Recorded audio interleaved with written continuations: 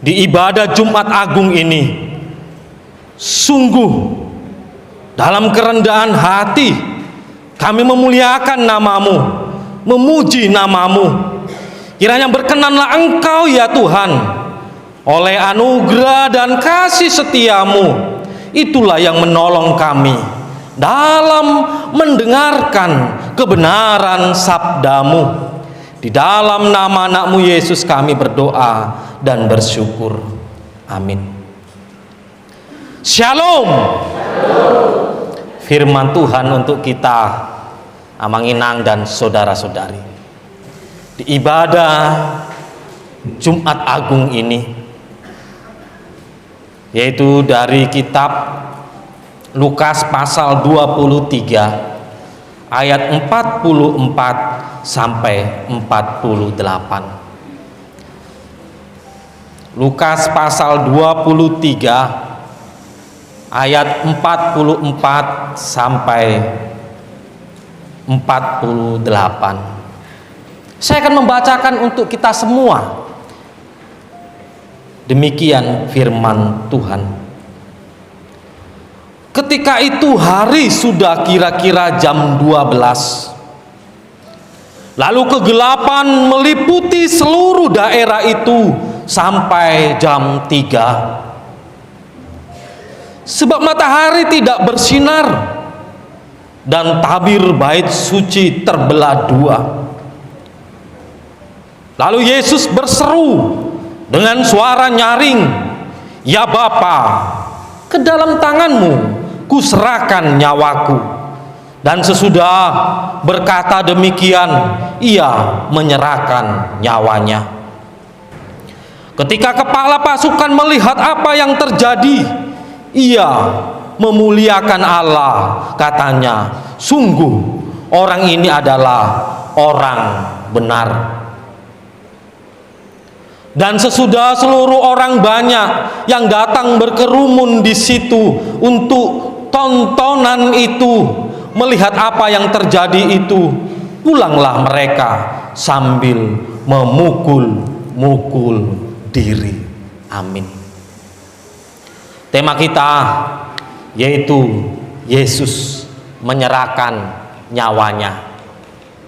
Amanginang dan saudara-saudari yang saya kasih dalam Yesus, dari tema ini kita mau mengerti sejauh mana Yesus dalam menyerahkan nyawanya, sehingga kita boleh merenungkan dan semakin diteguhkan iman percaya kita kepada Yesus yang kita percayai sebagai juru selamat. Amanginang, mungkin kita berpikir Yesus dalam menyerahkan nyawanya itu seolah-olah tidaklah begitu dalam. Oleh karena kita memahami, kalau kita sebagai orang tua memberikan nyawa kita kepada anak kita, itu ada dasarnya. Wajar apabila orang tua mau mengorbankan dirinya demi anaknya. Oleh karena itu anaknya yang dia sayangi. Makanya Tiki Marsaid, Dak Dana, itulah orang tua. Oleh karena sungguh kasihan sekali melihat anaknya, dalam hatinya Tuhan mulubui ditukar ma asaau mamar Said, malum ma Said, anakku itu. Itulah perasaan seorang bapak. Demikian juga anak, apabila dia mau mengorbankan nyawanya, mengorbankan dirinya untuk bapaknya, itu juga ada dasarnya, itu juga ada hubungannya. Oleh karena dia adalah sebagai anak, kalaupun dia mengorbankan dirinya, nyawanya, karena itu bapaknya yang dia sayanginya, itu adalah masih diterima oleh karena itu bapaknya. Demikian kepada istrinya, seorang suami mau mengorbankan dirinya, demikian seorang suami, seorang istri mau mengorbankan dirinya kepada suaminya. Itu ada dasarnya, itu ada hubungannya. Oleh karena itu yang disayangi, oleh karena itu yang dicintai. Tetapi Yesus di sini perlu kita mengetahui, Dia mengorbankan dirinya. Dia memberikan nyawanya. Dia rela menderita, disiksa. Dia menyerahkan nyawanya adalah untuk orang-orang berdosa. Itulah mereka yang meludahi Yesus. Itulah mereka yang memberontak kepada Allah, yang tidak setia kepada Allah, yang mengolok-olok Allah. Mereka yang menyiksa, yang mencambuk dengan cambuk berduri. Itulah Yesus memberikan nyawanya untuk mereka, untuk kita semua orang-orang berdosa.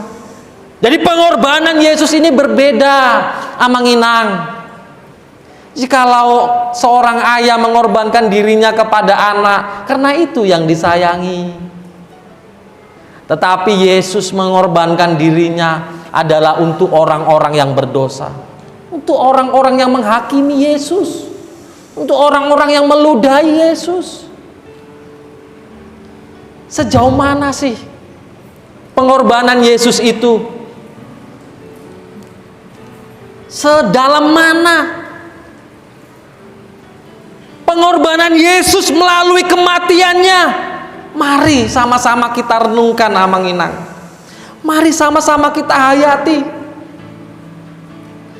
Bagaimana di ayat 44, ketika itu hari sudah kira-kira jam 12, lalu kegelapan meliputi seluruh daerah itu sampai jam 3. Yang sebelumnya matahari begitu sangat terik sekali menyinari bumi. Bagaimana perjalanan Yesus menuju Golgota yang akan disalibkan. Dia mengalami siksaan sepanjang perjalanan itu. Tubuhnya terluka oleh karena kekejaman para pasukan ketika itu. Tapi ketika jam 12, setelah Yesus sudah tersalibkan, bagaimana yang sebelumnya matahari begitu terik bersinar, tiba-tiba menjadi gelap gulita dari mulai jam 12 sampai jam 3. Ini Bapak Ibu sebagai simbol, itulah keadaan kegelapan yang ditanggung oleh Yesus.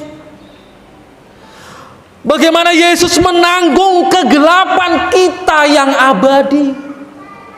Oleh karena apa? Oleh karena kegelapan itu, kita tidak tahu lagi mana yang benar.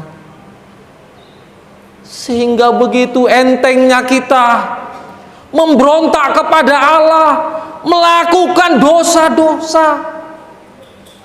Begitu mudahnya kita membenci sesama kita, melukai sesama kita, bahkan menjadi serakah di dunia.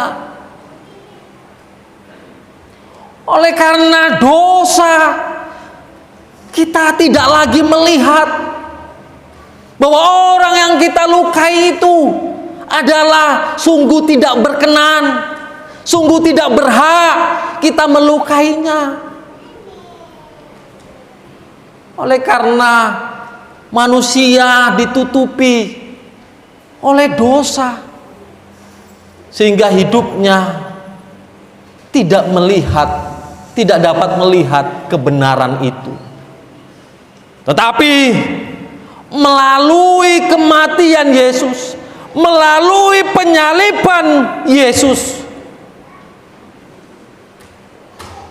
Yesus menanggung kegelapan kita yang abadi itu.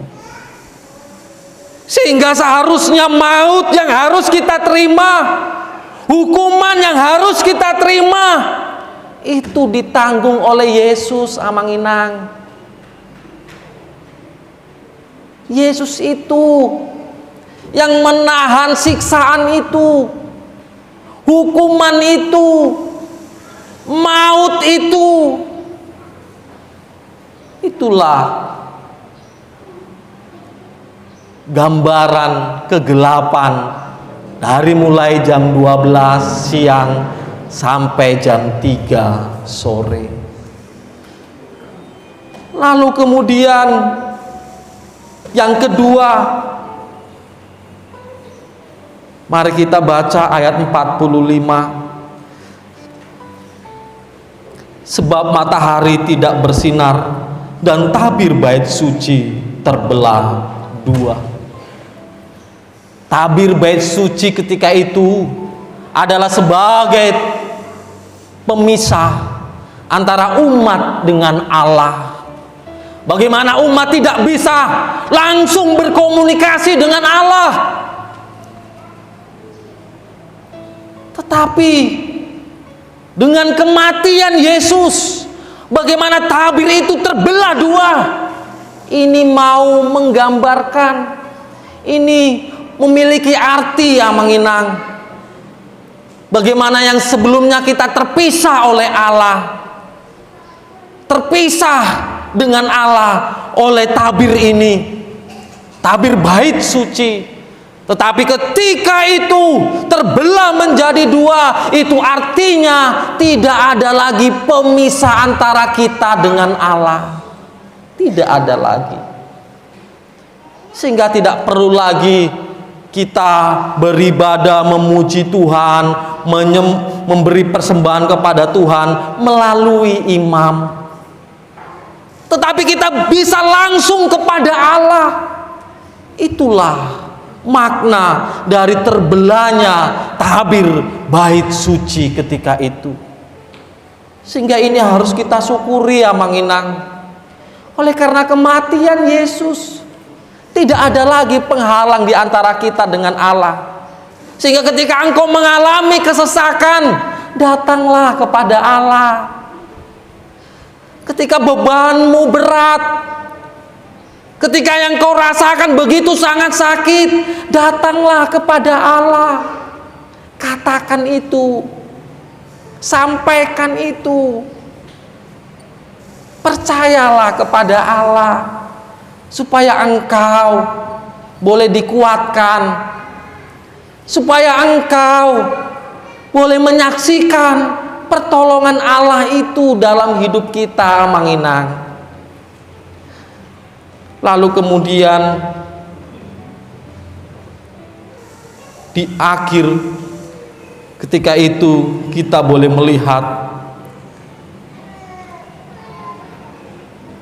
Yesus sebelum dia menyerahkan nyawanya, keadaan yang sudah sangat lemah. Kalau biasanya orang sebelum meninggal atau sebelum mati, dia semakin lama semakin lemah, bahkan semakin tidak berdaya mengangkat tangannya, apalagi bersuara. Makanya napasnya bisa 1, 2, 1, 2. Tetapi di sini Yesus Di akhir hidupnya, ketika di kayu salib itu, dia dengan suara yang nyaring. Apa yang dia katakan? Dalam seruan itu, dengan suara yang nyaring, "Bapa, ke dalam tangan-Mu kuserahkan nyawaku." Yesus dengan nyaring, dia mengakhiri hidupnya. Dia menyerahkan hidupnya kepada Bapa.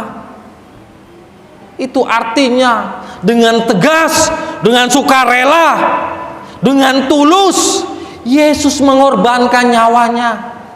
Yesus mengorbankan dirinya untuk orang-orang yang berdosa. Sehingga yang harus kita syukuri, Amanginang, pengorbanan Yesus, kematian Yesus, ini yang sangat penting, dan ini yang menjadi perenungan bagi kita di Jumat Agung ini. Melalui kematian Yesus terjadi suatu perubahan yang luar biasa besar. Apa perubahan itu? Terjadi keselamatan, penyesalan terjadi.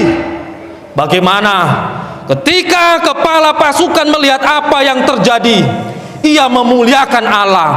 Katanya, "Sungguh orang ini adalah orang benar." Tahu Amanginang, kepala pasukan dan para pasukan, mereka itulah yang dengan kejam mengeksekusi Yesus, menyiksa Yesus, menyalibkan Yesus. Tetapi di akhir setelah kematian Yesus, dia katakan, "Sungguh orang ini adalah orang benar." Adanya suatu penyesalan, terjadi suatu perubahan. Seorang yang sangat jahat, mereka yang begitu kejam, tetapi oleh karena kematian Yesus, oleh karena penyelamatan Yesus, oleh karena pengorbanan Yesus, terjadi suatu perubahan, terjadi suatu penyesalan, terjadi suatu pertobatan, terjadi iman yang hidup dalam dirinya bahwa benar Yesus adalah orang benar. Sehingga merekalah yang menjadi selamat. Sehingga melalui kematian Yesus, orang yang begitu sangat berdosa menjadi selamat. Karena apa?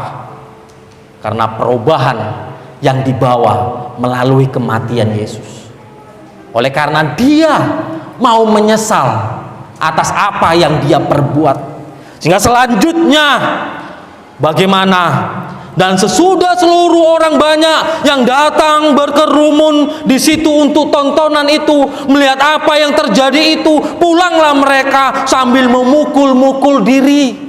Ini mau memberitahu kepada kita, mereka setelah menyaksikan itu mengalami penyesalan yang begitu luar biasa. Ini terjadi perubahan yang besar dalam diri mereka. Mereka yang turut menyorak-nyorak, salibkanlah dia, salibkanlah dia. Tetapi ketika itu mengalami perubahan, sehingga mereka menyesal. Mereka mengakui bahwa Yesus sungguh orang yang benar. Amanginang dan saudara-saudari yang saya kasih dalam Yesus Kristus, melalui perenungan ini kita mau diingatkan, sebesar apapun dosamu di masa lalumu, sejahat apapun engkau dalam hidupmu, sekalipun engkau tidak pernah menghampiri Tuhan, mengingat Tuhan, tetapi hari ini kita harus bersyukur. Jikalau engkau Amanginang mau menyesali akan perbuatan dalam hidupmu, mau datang kepada Tuhan dengan rasa penyesalan yang besar, adanya pertobatan dalam dirimu, Amanginang. Sesungguhnya firman Tuhan hari ini mau katakan kepada kita, engkau akan mendapatkan pengampunan dari Tuhan. Amin. Amin. Engkau akan mendapatkan keselamatan dari Tuhan. Sehingga jangan pernah engkau takut kepada Tuhan. Datanglah kepada Tuhan. Tuhan sungguh baik. Tuhan tidak pernah meninggalkan kita, tapi Tuhan senantiasa menanti. Mari kita lihat, Dia sudah menyerahkan nyawanya untuk kita. Kita bukan orang baik, kita bukan orang yang suci, kita tidak terlepas dengan dosa, kesalahan, tetapi Yesus Kristus menyerahkan nyawanya untuk keselamatan kita. Itu yang harus kita syukuri hari ini, di ibadah ini, dalam memperingati Jumat Agung, penyerahan Yesus. Sehingga kiranya kita yang mengalami keselamatan dari Tuhan Yesus, mari dalam hidup kita, mari kita hidupi firman itu. Mari untuk kita benar-benar setia kepadanya, untuk kita benar-benar kuat di dalam Tuhan. Sekalipun engkau sudah letih dalam menjalani kehidupan ini, sekalipun engkau sudah hampir menyerah dalam menghadapi pergumulan di tengah-tengah kehidupanmu, tetaplah dengan iman yang kuat. Seperti Yesus di akhir hidupnya, Dia dengan nyaring berseru kepada Tuhan, menyerahkan nyawanya. Demikianlah kiranya dengan nyaringlah engkau, Amanginang, senantiasa berseru kepada Tuhan, senantiasa memuliakan nama Tuhan dengan kuasa Yesus Kristus, sehingga kita tidak dikalahkan oleh kejahatan dunia ini, oleh iblis, tetapi kita boleh menang hingga akhir hidup kita, hingga akhir hayat kita, oleh karena Yesus Kristus bersama dengan kita. Amin. Kita berdoa. Terima kasih ya Tuhan, oleh karena firman-Mu yang menyapa kami pada ibadah Jumat Agung ini. Engkau mengingatkan kami begitu luar biasa dan begitu sangat dalam. Yesus menyerahkan nyawanya untuk kami orang-orang yang berdosa, sehingga kami memperoleh keselamatan yang dari Tuhan. Terima kasih ya Tuhan. Ajari kami untuk senantiasa melihat bahwa keselamatan yang kami miliki, untuk benar-benar kami menjadi semakin teguh dalam iman percaya kami, dan semakin setia untuk mengikut Yesus. Sekalipun kami harus menghadapi pergumulan dan bahkan berbagai tantangan yang datang silih berganti di tengah-tengah kehidupan keluarga kami, tetapi kami tidak menjadi kalah, tidak menjadi menyerah, tapi kami semakin yakin bahwa Tuhan senantiasa setia menyertai kami. Terima kasih ya Tuhan. Kami serahkan kehidupan kami sepenuhnya hanya ke dalam tangan Tuhan.